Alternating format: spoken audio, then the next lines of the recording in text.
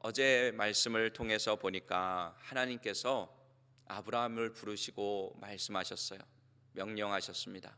내 사랑하는 아들 독자 이삭을 번제로 드리라. 그랬더니 아브라함이 어떻게 합니까? 오늘 본문에 보면 아브라함이 아들 이삭을 번제로 드리라는 그 말씀을 들은 바로 다음에 아침 일찍 일어나 하나님의 말씀대로 순종하기 위해 이삭과 2명의 종들을 데리고 또 번제를 드릴 준비들을 해서 모리아 땅으로 떠나는 내용이 나옵니다. 그리고 3일 길을 간 후에 아브라함은 종들을 머무르게 하고 이삭만 데리고 번제를 드릴 장소로 갑니다. 저는 오늘 본문 말씀에 의지해서 순종으로 드리는 최고의 예배라는 제목으로 하나님께서 기뻐하시는 예배를 드리기 원하는 우리에게 주시는 은혜를 나누고자 합니다. 아브라함은 지난 40여 년의 삶을 통해서 여러 번 죽을 고비를 하나님의 은혜와 개입으로 넘겼습니다. 그런 경험들을 가지고 있습니다. 318명의 적은 무리로 그둘라오멜의 연합군을 무찌르는 기적의 역사도 체험했습니다. 무엇보다도 육신이 죽은 것 같은 나이인 100세의 약속의 아들 이삭을 선물로 받았습니다. 그래서 언약의 말씀을 신실하게 성취하시는 그 하나님을 경험했습니다. 이제 아브라함은 그랄 땅의 왕인 아비멜렉에게도 책망할 정도로 그렇게 믿음이 담대한 사람이 되어 있었습니다. 그러므로 우리가 오늘 본문을 볼 때 집중해야 하는 것은 본문 3절에 나오는 아브라함의 행동을 통해 볼 수 있는 아브라함의 믿음입니다. 이 아브라함의 믿음에 대해 신약 성경의 히브리서 기자, 특별히 이 이삭을 번제로 드리는 대목에 대해서 이야기하고 있는 히브리서 기자의 내용을 함께 읽어보겠습니다. 우리 히브리서 11장 17절에서 19절입니다. 아브라함은 시험을 받을 때에 믿음으로 이삭을 드렸으니 그는 약속들을 받은 자로되 그 외아들을 드렸느니라. 그에게 이미 말씀하시기를 내 자손이라 칭할 자는 이삭으로 말미암으리라 하셨으니 그가 하나님이 능히 이삭을 죽은 자 가운데서 다시 살리실 줄로 생각한지라. 비유컨대 그를 죽은 자 가운데서 도로 받은 것이니라. 아멘. 이렇게 히브리서 말씀에 의하면 하나님의 명령을 들었을 때 아브라함은 그 아들 이삭을 죽여서 번제로 드리더라도 다시 살려주실 것이라고 생각했다는 것입니다. 왜냐하면 아브라함은 이삭을 통해 자손이 번성할 것이라는 약속의 말씀들을 하나님으로부터 이미 받았기 때문입니다. 그렇게 보면 오늘 본문에 나오는 아브라함의 행동이 이해가 됩니다. 오늘 본문 3절 다시 한번 읽어보겠습니다. 아브라함이 아침에 일찍이 일어나 나귀 위에 안장을 지우고 2 종과 그의 아들 이삭을 데리고 번제에 쓸 나무를 쪼개어 가지고 떠나 하나님이 자기에게 일러주신 곳으로 가더니. 아멘. 우리가 입장을 바꿔서 아브라함의 입장이 되어 생각해 본다면, 어떻게 정상적인 아버지라고 하면 하나님의 말씀이기는 하지만 그 다음 바로 아침 일찍 일어나서 아들을 데리고 번제를 드리러 떠날 수 있을까 하는 그런 생각이 드는 것도 사실입니다. 아브라함은 일찍 일어났습니다. 그리고 번제를 드릴 때 필요한 나무를 쪼개어 가지고 불과 칼을 가지고 2명의 종들과 이삭을 데리고 하나님께서 아브라함에게 일러주신 곳으로 갑니다. 창세기 12장에서 부름을 받았을 때와 마찬가지로 아브라함은 하나님의 말씀 그대로 순종하고 있는 모습을 볼 수 있습니다. 아브라함의 일행은 3일 동안이나 그 길을 갑니다. 하나님이 굳이 아브라함이 사는 곳 가까운 곳에서 이삭을 번제물로 드리라고 했을 수도 있는데 3일 길이나 떨어진 곳으로 가서 번제를 드리라고 하는데 왜 하나님께서 그렇게 하셨을까요? 저는 이 3일이라고 하는 시간이 아브라함의 믿음이 진짜인지 가짜인지를 확인하는 시간이었다고 생각을 합니다. 아브라함이 하나님의 명령을 들었을 때 순간적으로 또는 습관적으로 늘 그렇게 해왔듯이 까짓 드리지 하면서 순종한 것인지, 아니면 아브라함이 정말로 순종한 것인지, 무언가 마음의 결정에 변화를 가져올 수 있는 3일이라고 하는 시간을 통해서 아브라함의 결정이 진짜인지를 확인하시기 위해서였습니다. 3일 길을 가면서 충분히 자기의 결정을 번복할 수 있기 때문입니다. 그래서 아브라함은 오늘 본문에 나오는 행동을 통해서 자신의 결정이 하나님 아버지 앞에서 진실하고 변함이 없는 순종임을 보여줍니다. 자신이 지금 믿음의 관점을 가지고 하나님의 말씀을 대하고 있고, 또 그 말씀에 진실되게 순종하고 있음을 행동으로 증명하고 있는 것입니다. 야고보서의 말씀처럼 행함으로 자신의 믿음을 증명한 것입니다. 아브라함이 이전까지 드리던 제사는 모두 하나님의 은혜와 하나님이 베풀어 주신 역사에 대한 감사 내지는 하나님을 인정하고 영광을 올려드리는 제사였습니다. 하지만 이번 제사는 완전히 그 이전에 드리던 제사와는 다른 제사입니다. 자신의 모든 것을 드리면 좋겠는데, 물론 그것을 드릴 수 있는 사람이었는데, 자기 자신보다도 더 사랑하는 그 아들, 자기 목숨보다도 소중히 여기는 그 아들 이삭을 제물로 드리는 제사였기 때문입니다. 아마 아브라함이 드렸던 제사 중에 제일 드리기 힘든 제사, 제일 드리기 싫었던 제사를 꼽으라고 하면 아마 이 제사일 것입니다.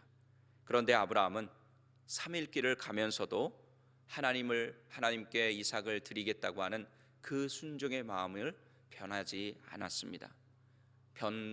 변치 않고 그 3일 길을 갔습니다. 이 하나님께 드리는 제사는 지금 우리가 드리는 예배의 원형이라고 할 수가 있습니다. 형식과 방법은 다르지만 그 본질과 의미는, 정신은 여전히 변함이 없습니다. 그리고 제사를 드리는 사람에게 요구하시는 마음가짐 또한 같습니다. 대충 드리지 않는 것이고, 잘 준비해서 드리는 것이고, 또 제사를 드릴 때는 제물이 필요하다는 것이고, 생명을 다하여 드려야 하고 순종의 믿음으로 드려야 하면은 구약시대나 지금이나 변함이 없다고 믿습니다. 이 말에 동의하신다면 하나님께 예배드리는 우리의 자세를 아브라함의 모습을 통해 돌아보며 점검해 볼 수 있습니다. 여러분들은 잘 하고 계시지만 앞으로도 계속 하나님께서 기뻐하시는 예배를 드릴 수 있도록 늘 스스로를 말씀에 비춰서 돌아보는 영적인 습관을 가지신다면 늘 예배에 성공하는 예배자가 될 줄로 믿습니다. 매일 드리는 예배니까 대충 해도 된다는 마음으로 드리고 있지는 않은지, 또 평생 드릴 예배니까 한 번 정도는 소홀히 준비해도 되고 또 아무 생각 없이 드려도 된다고 생각한 적은 없는지, 내 자신이 거룩한 산 제물이 되어서 생명까지도 드리겠다는 영적인 예배를 드리라고 했는데 그렇게 예배를 드리고 있는지, 내 자아를 십자가에 못 박고 내가 제물이 되어 드리는 그런 예배를 드리고 있는지, 말씀대로 순종하는 것이 아니라 혹시라도 내가 편한 대로 내가 예배의 주인이 되어 예배를 드리고 있지 않은지를 늘 점검해보는 그런 영적인 습관을 여러분들이 가지신다면 말씀드린 대로 날마다 하나님이 기뻐하시는 영적인 예배를 드리게 될 줄로 믿습니다. 요즘 코로나 팬데믹으로 인해서 온라인으로 예배드리는 것이 보편화되어 가고 있습니다. 하지만 보편적인 상황 속에는 항상 원수마귀가 파놓은 영적인 함정도 있다는 사실을 알아야 합니다. 이것은 지금까지 우리가 보편적인 예배로 통했던, 지금 여러분들이 드리고 있는 교회 현장에서 드리는 예배도 적용이 됩니다. 보편 속에는 편안함과 안이함, 익숙함, 형식적이라는 올무가 숨겨져 있기 때문입니다. 물론 요즘과 같이 방역을 위해서 어쩔 수 없는 상황이나 또 여행이나 출장, 건강의 문제와 같이 어쩔 수 없는 그런 경우도 있습니다.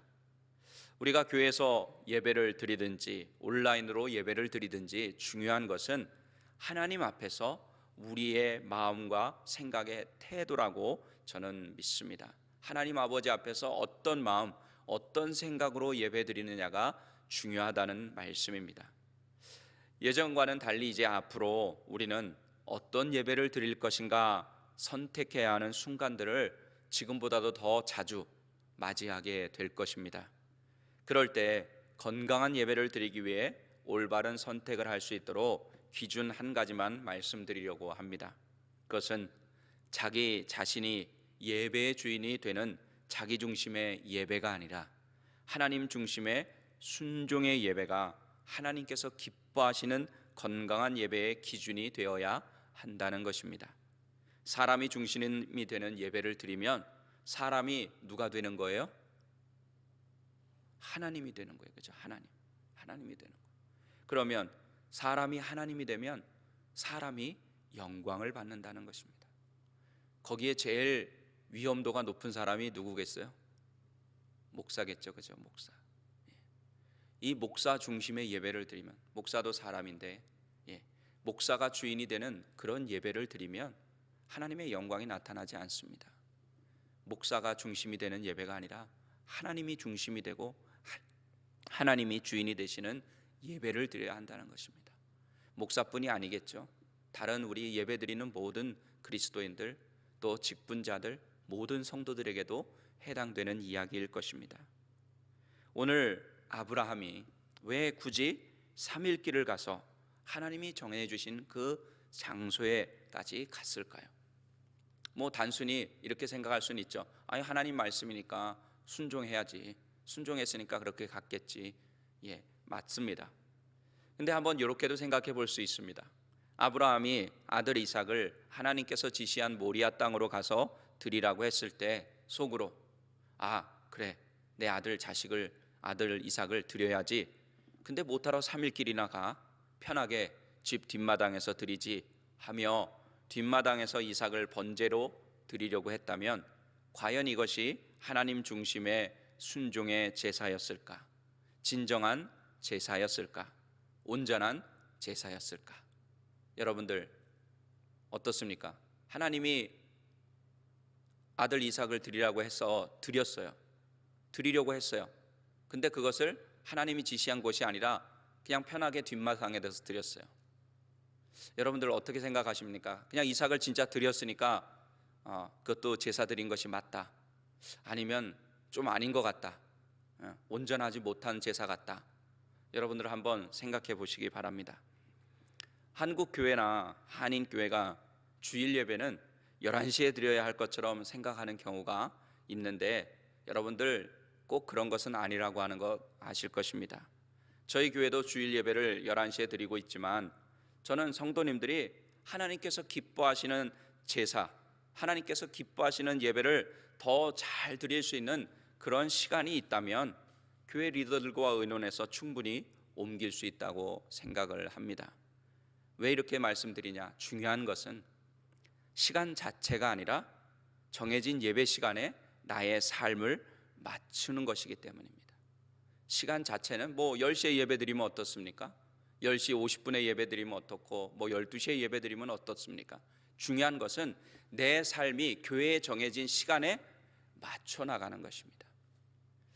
그래서 아브라함은 하나님께서 정하신 때와 장소에 맞춰서 순종하여 제사를 드리러 간 것입니다.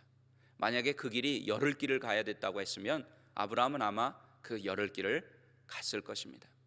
또 하나님께서 아브라함에게 뒷마당에서 제사 드리라고 했으면 아브라함은 또 뒷마당에서도 가족들이 보는 앞에서, 종들이 보는 앞에서도 아마 제사를 드렸을 것입니다. 중요한 것은 뭐예요? 아브라함이 어디에 초점을 맞췄다는 거예요? 하나님께 초점을 맞췄다는 거예요. 그것으로 아브라함의 믿음이 증명이 된다는 것입니다. 또 한 분이 계시죠. 성경에 보면 하나님의 초점에 맞춘 분, 하나님의 장소, 하나님의 시간에 맞춰서 예배를 드리신 분이 있습니다. 그분이 누굽니까? 제가 존댓말을 쓰는 거 보면 딱 한 분밖에 없겠죠, 그죠? 예수님. 예수님은 하나님이 정하신 시간에 하나님의 방법으로 하나님이 원하시는 장소에서 예배를 드리셨어요. 어떤 예배? 자기 자신을 제물로 바치는 십자가의 예배를 드리셨습니다. 우리 예수님이 하나님의 뜻을 아셨을 거예요. 하나님이 나를 이 땅에 보내서 나를 죽이심으로 온 세상을 구원하시려고 하는구나 하는 그것을 아셨을 것입니다. 그러면 충분히 예수님도 하나님이시기 때문에 예수님 뜻대로 시간도 정하시고 방법도 정하시고 장소도 정해서 자신이 제물이 되는 그런 제사를 드릴 수 있으셨을 거예요. 그럼에도 불구하고 성경은 어떤 것을 우리에게 말씀하십니까? 예수님이 예수님 뜻대로 하지 않고 누구의 뜻대로 하셨다? 하나님의 뜻대로, 아버지의 뜻대로 하셨다는 거예요. 자기가 하고 싶으실 때가 있었겠죠. 그러니까 내 원대로 마옵시고 자기의 원이 있었다는 거예요. 예수님의 원이 있었어요. 하지만 그대로 하지 않고 하나님이 정하신 때, 하나님의 방법, 하나님의 장소에서 자신의 몸을 하나님께 드렸다는 겁니다. 예배는 우리 그리스도인의 삶과는 분리될 수 없고 또 예배가 우리의 삶이 되어야 한다고 믿습니다. 여러분도 이 말에 동의하실 것입니다. 그래서 저는 여러분이 한 분도 이 예배에 나오시지 않는다고 해도 뭐 그런 경우는 없겠지만 저는 똑같이 동일하게 동일한 장소에서 동일한 시간에 하나님을 예배할 것입니다. 또 입장을 바꿔서 여러분들이 그런 입장이 돼도 여러분들도 여러분 한 분만 나와도 여러분은 하나님께 예배 드리실 것입니다. 근데 요즘 이런저런 이유로 주일에 한 번 예배 드리는 것이 교회 유행처럼 번지고 있습니다. 있던 예배도 없앱니다. 그렇게 할 수밖에 없는 상황도 있겠지만 혹시라도 하나님의 뜻이라는 명분 아래 인간의 편리를 위한 인간 중심적으로 예배를 없애서는 안 될 것입니다. 여러분, 하나님께서 말세를 당한 성도들에게 주시는 말씀이 있습니다. 우리 사도행전 2장 46절의 말씀 같이 읽어보겠습니다. 날마다 마음을 같이하여 성전에 모이기를 힘쓰고 집에서 떡을 떼며 기쁨과 순전한 마음으로 음식을 먹고. 아멘. 성전에 모이기를 힘쓰고. 또 히브리서 10장 25절입니다. 시작. 모이기를 패하는 어떤 사람들의 습관과 같이 하지 말고 오직 권하여 그날이 가까움을 볼수록 더욱 그리하자. 아멘. 2000년 전에도 이런 일이 있었나 봐요. 그죠? 그러니까 하나님께서 기록해 놓으셨겠죠. 지금도 마찬가지입니다. 여전히 원수마귀는 우리 성도들이 모이는 것을, 모이면 뭐 하겠어요? 우리가 수다 떨겠어요? 재미있게 게임하면서 놀겠어요? 성도들이 모이면 예배 드리는 거죠. 예배, 기도하는 거죠. 찬송하는 거죠. 그러니까 원수마귀는 예배를, 모이는 것을 자꾸 없애려고 하는 것입니다. 그것이 뭐와 맞아떨어졌어요? 우리 인간의 본성과 맞아떨어진 거예요. 귀찮은 겁니다. 아우, 교회 나가기가 힘든 거예요. 자꾸 그런 생각을 집어넣는 것입니다. 그러니까 그런 것들과 코드가 딱 맞아떨어지니까 그래, 우리 성도님들이 주일 예배 한번 집중해서 예배드리게 하자, 막 이런 그럴싸한 명분을 가지고 그렇게 하는 교회들이 조금씩 늘어나고 있습니다. 또 성도님들이 그런 교회들을 좋아하는 것 같아요. 막 부흥해. 뭐 부흥한다는 의미는 다른 건 아니고 막 숫자가 늘어나요. 모르겠습니다. 제가 판단할 내용은 아닌 것 같지만 그건 하나님만이 아시는 내용이고 하나님께서만 판단하실 수 있는 자격이 있으신 분이니까. 하지만 우리가 성경 말씀에 늘 비춰서 그냥 우리가 좀 순수하게 현실, 조건, 상황 따지지 말고 우리 열심히 모여서 함께 성전에 모이라고 했으니까 뭐 지금 성전의 개념과 교회의 개념은 조금 다르지만 우리가 열심히 모이는 그 정신, 그것을 가지고 함께 모여 예배드리고 기도하고 찬양하면 좋겠습니다. 또 성경에 모이기를 패하지 말라고 했으니까 우리 교회는 모이기를 패하지 말고 더 열심히 모이면 좋겠다 하는 그런 말씀의 순종함을 가지고 예배를 드리면 좋겠다 해서 여러분에게 말씀을 드렸습니다. 저는 이런 의미에서 성도님들의 건강한 신앙생활을 위해 매일 쉬고 싶은 편안함을 뒤로하고 내 속에서 나오는 인간의 소리에 순종하지 않고 또 점점 예배를 없애는 보편적인 현상을 따르지 않고 믿음으로 하나님 말씀에 순종하여 나와 드리는, 여러분이 지금 드리고 있는 이 새벽 예배가 중요하다고 생각을 합니다. 주일은 보통 쉬는 날이니까 또 나오기 새벽 예배보다는 훨씬 좀 용이할 것입니다. 그런데 새벽 예배 나온다는 것이 여러분 얼마나 힘들다고 하는 것 잘 아실 것입니다. 몸에 배신 분들도 때때로 새벽 예배 나오는 것이 어렵습니다. 그럼에도 불구하고 하나님의 말씀에 순종해서 나와 드리는 이 새벽 예배를 하나님께서는 기뻐 받으실 줄로 믿습니다. 또 이 온라인 예배 드리시고 또 제 말씀 들으면서 주일 예배만 나오는 분들이 오해하지 마시기 바랍니다. 뭐야, 그러면 주일 예배만 나와 드리는 나는 뭐 예수님도 안 믿는다는 거야? 그런 얘기가 아닙니다. 혹시라도 그것을 얘기하는 것이라고 오해하지 않으셨으면 좋겠습니다. 우리 하나님께서는 다 보고 계세요. 여러분들이 이 새벽에 나와 하나님을 예배하는 것, 하나님께 기도하고 찬양하는 것, 우리 하나님 다 아십니다. 그래서 지금 이것은 구원의 부분이 아니라 하늘나라의 상급의 부분을 말씀드리는 거예요. 그러니까 오해하시면 안 됩니다. 여러분들이 이렇게 날마다 나와 예배드리는 그 여러분의 모습을 하나님이 보시고 하늘의 상급으로 쌓아주시지 않겠습니까? 예? 믿으시죠? 예. 뭐 우리가 그거 상을 바라고 나오진 않죠. 나에게 상 주실 거야 이렇게 바라고 나오진 않지만 우리가 정말로 최고의 예배, 하나님이 기뻐하시는 예배를 매일매일 드리면 하나님이 기뻐하시면 뭘로 갚아주시는 거예요? 상으로. 상을 주시는 것, 상 주시는 이심을 믿어야 할지니라 이렇게 말씀하셨잖아요. 그러므로 예배는, 여러분이 드리는 이 예배는 종합 선물 세트예요. 세상 말로 말하면 꼭 먹고 알 먹고 도랑치고 가재 잡고, 또 한자로 말하면 일석이조. 일석이조뿐입니까 예배가? 일석삼조, 4조, 5조 그 이상이에요. 구원받은 내가, 은혜 받은 내가 하나님께 영광 올려드려서 좋고, 하나님께 영광 올려드리는 예배를 드리니까 하나님이 기뻐하셔서 나에게 은혜를 더하여 주시고 복을 더하여 주시니까 좋고, 늘 하나님과 가까이 하니까 좋고, 얼마나 좋은 유익들이 많습니까? 그러니까 예배는 하나님께서 우리에게 주신 종합 선물 세트다, 영적인 종합 선물 세트라 하는 것을 여러분들 꼭 기억하셔서, 아까 기도의 제목에도 말씀드렸지만 여러분이 드리는 이 예배가 날마다 최고의 예배가 될 수 있도록 여러분의 모든 것을 드리는 그런 예배를 드리시는 예배의 성공자들이 다 되시기를 바랍니다. 말씀을 정리하겠습니다. 우리 사랑하는 새벽 예배 성도 여러분, 세상에는 계속되어져야 하는 것들이 있습니다. 그 중에서 멈추지 말고 계속해야 하는 것이 바로 예배입니다. 오늘 아브라함이 믿음으로 말씀에 순종해서 자신의 목숨보다 귀중한 이삭을, 아들을 제물로 드리는 최고의 예배를 드리러 가는 것처럼 여러분도 말씀에 순종하여 예배에 목숨을 거는 최고의 예배를 드림으로 하나님께서 인정하시는 믿음의 사람들이 다 되시기를 예수님의 이름으로 간절히 축원합니다. 우리 마지막으로 로마서 12장 1절 함께 읽겠습니다.